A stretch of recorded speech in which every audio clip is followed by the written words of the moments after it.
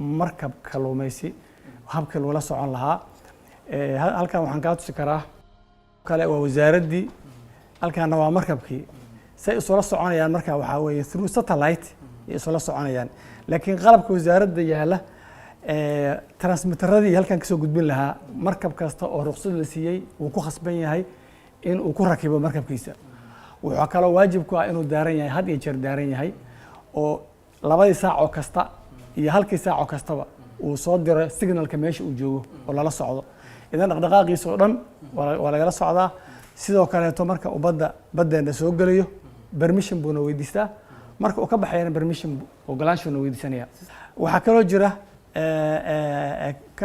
monitoring ka aan ku sheegay waxaa kaloo jira system AIS la yiraahdo oo isla sidii u shaqeeya laakiin waxa iska leh maritime yaa iska leh oo wax kasta oo badda marayo